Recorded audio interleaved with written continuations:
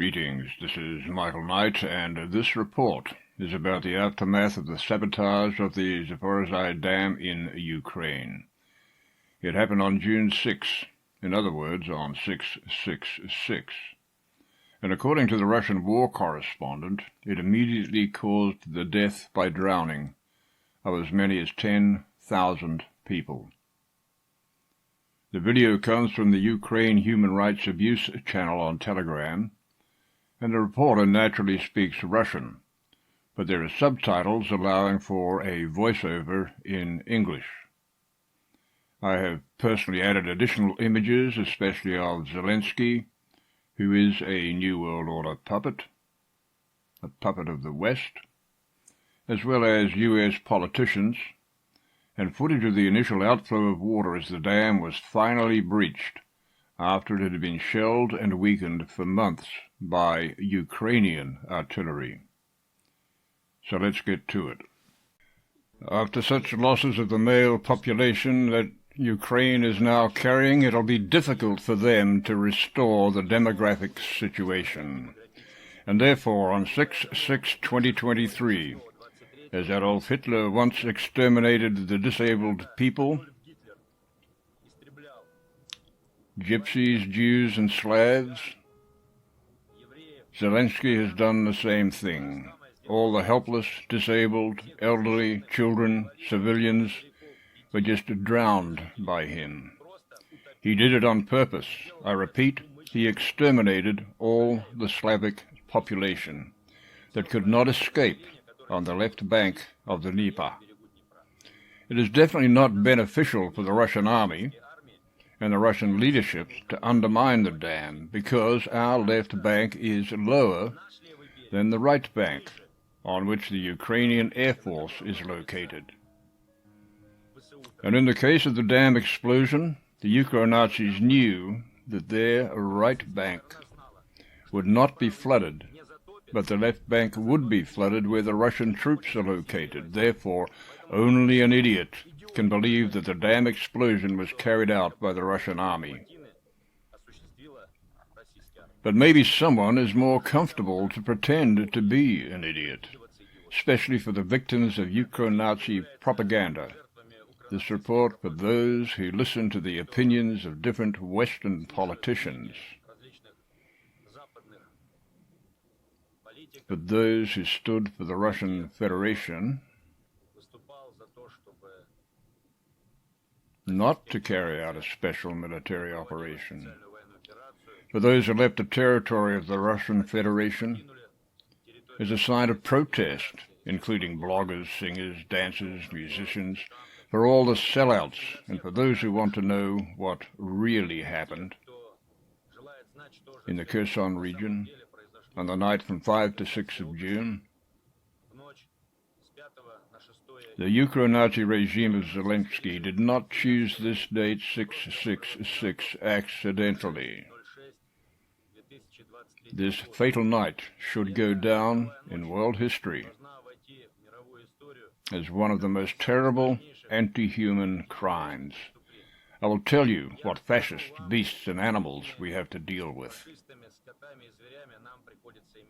The fact is that on the right bank of the Dnieper is Kherson,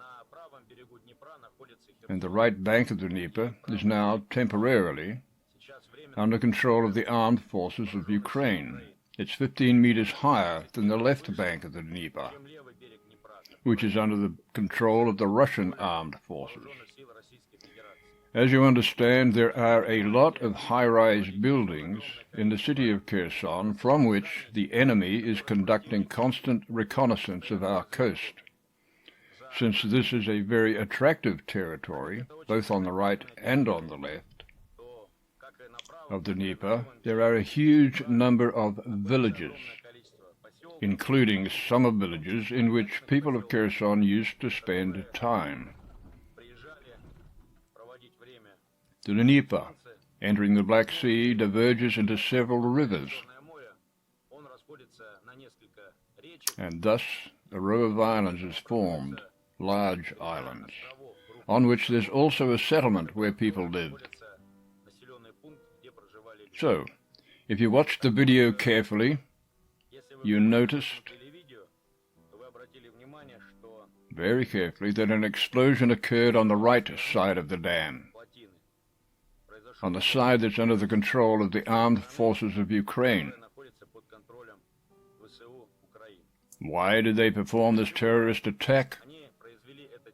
In order to, while planning a counter-offensive in the Zaporizhzhia direction, to secure the right bank of the Dnieper from possible forcing and counterattack from the armed forces of the Russian Federation. What goal and task were the Ukro-Nazis pursuing by exploding the dam? Well, they planned, firstly, to significantly expand the Dnieper, to break the line of defense of the Russian armed forces. And, of course, they did not achieve this. The Russian armed forces evacuated in an organized manner. They moved to higher ground, and those positions that were on higher areas remained unharmed. So the line of defense of the Russian armed forces is reliable, confident, but when this decision was under consideration, then surely fascist Zelensky must have been told by his generals that in case of dam destruction, then tens of thousands of people who are on the left bank of the Dnieper, in the settlements that are practically at the water's edge, they will die. They are doomed.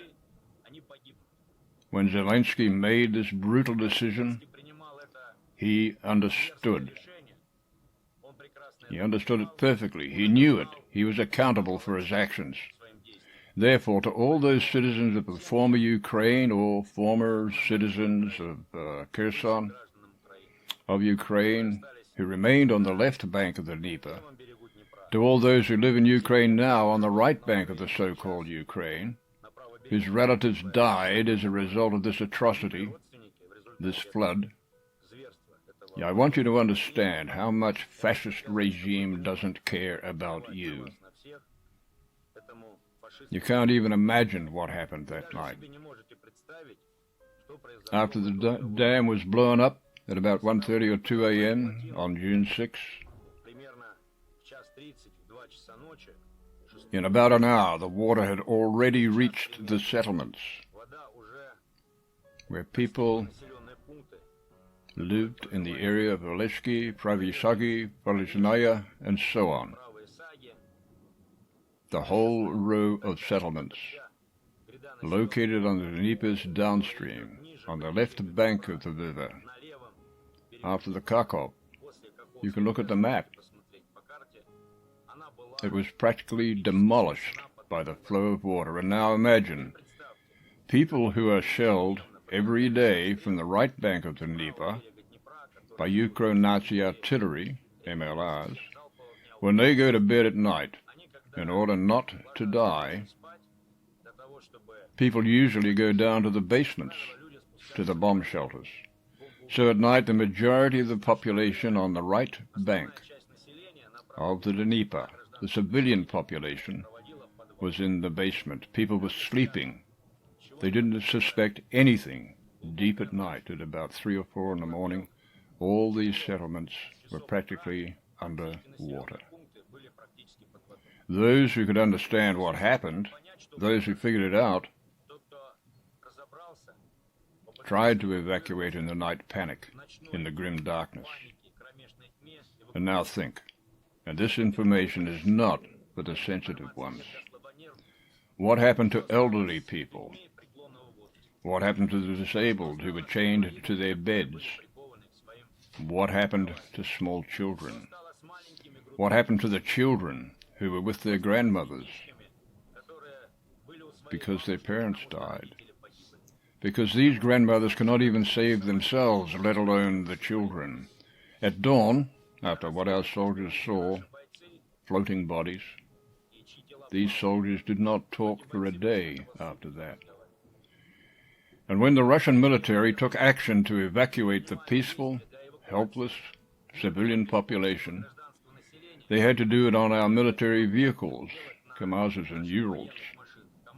So when people were collected on boats and brought to the land in order to be transferred to our military vehicles. Ukrainian Nazis, conducting constant reconnaissance from quadruphones, quadricopters, and drones, saw that the only place where the road remained, and this place was the point of transfer of civilian people to military vehicles. They aimed artillery and grads to this place, and they shot directly at those areas of the remaining land where people could be transferred. Ukrainian Nazis did everything possible to prevent the Russian military from evacuating people. And when people sat on the roofs of houses, when there are 5 or 10 people sitting there, and Ukrainian Nazis see that a boat is approaching this house, they began to shell this house in order to defeat the Russian military. They didn't care about those peaceful people who were sitting on the roofs. Peaceful, civilian, unarmed people who they allegedly defend. This is the fascist Ukro-Nazi Zelensky's regime. The biggest cynicism that these beasts showed was when they were watching the evacuating people from their quadricopters, and they perfectly understood that the house on which people are located is a bait, which means that the Russian military will now try to sail up to this house. They aimed artillery to this place and just waited for our Russian soldiers to sail up there. When they saw where people are being gathered, in order to have a car with our fighters to pick up these people and take them to a safe place, they also aimed a grad and just waited for the Russian soldiers to come along in order to strike there, to release a whole barrage. And they didn't care about people torn into pieces. Yes, a lot of people, peaceful, civilian, were drowned that night by Zelensky. A lot of people were torn apart, not evacuated in time because Ukrainian Nazis were shooting at them. I want you to know this, and I want the whole world to know what they did. And now imagine how many buried animals, how many cemeteries, how many dumps, and how many, a huge number of people are now left underwater. And there's still a lot of terrifying images ahead of us. When the water starts to run out, and the bodies will be taken out of the flooded cars, from the basements, from those houses where people could not escape from, what can we talk about here? What world community? This world community must now create an international tribunal. And the fascist, the pervert Zelensky, and all his gang must be brought to justice for mass extermination, intentional extermination of the civilian population. Therefore, those who still feed illusions, those local residents who still think that the soldier of the Ukrainian armed forces will come and save them, look at what they did to women, old people, and children, what they did to your settlements. The water stood at the point of Kherson, 30 kilometers away.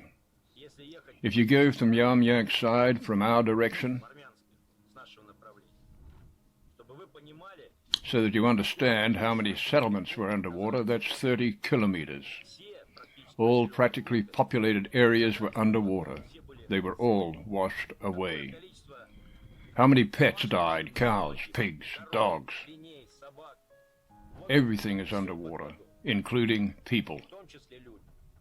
So, explaining to you what happened, I want to draw special attention to the fact that when the Zelensky's fascists and Zelensky himself made this decision, they knew perfectly that by trying to break the line of defense of the Russian army, they doomed for death tens of thousands of innocent civilians who they allegedly defend. It was such a huge Titanic, all this territory. Yes, someone was saved on the boats after the Titanic crashed. So that you understand approximately how many people are without water, without food, without documents, without housing, without relatives and loved ones. Therefore, those who live in Kiev, the so-called citizens of Ukraine, who live in other regions, if you cannot find your relatives who live by the Dnieper River, the left bank of the Dnieper, ask Zelensky a question: why he doomed them for a clear death, why he drowned them, why he did this to small breastfeeding children, helpless old people, and disabled children, who were simply unable to leave their homes, why he doomed the people who were hiding from the shells of his fascists in the basements and just literally did not know that their settlements, their houses, were going underwater. They just did not have time to get out of these basements. Why he drowned people who, in panic, grabbed their things, jumped into their cars, but they were washed away by a stream of water, and they remained in these cars. Well, the world community, will you keep pretending that you didn't understand what happened? And so you will keep helping Zelensky, the monster and fascist, who killed his former compatriots? He did it deliberately. And let these children, these old people, pursue him in his dreams until the end of his damned days. And believe me, Zelensky will be in several generations cursed by the relatives and friends of those who he drowned. And how did the Ukrainian media respond to the deaths of tens of thousands of what are essentially their own countrymen? This is what they heard on the official television programs in Ukraine. Вони там на деревах сидять, їм там дуже якось некомфортно, вони не врятувалися і ще там щось. Ну, і відповідно я дуже сподіваюся, що з тих дерев вони і не позлазять. Кажуть, що коли ці там гадюки, змії, скорпіони рятуються від цього самого затоплення, то вони вилазять на дерева. То я дуже сподіваюся, що ніхто з тих, хто на деревах ховався, вони точно не виживуть в цій самій історії. За Юлю на долю, за Ляшка, ось моя булава, браття мої.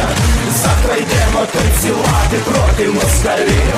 Затанцюємо, мова, сила у нас є. Ще не вмерла Україна, поки крепко є. Борщ, сало, цибуля.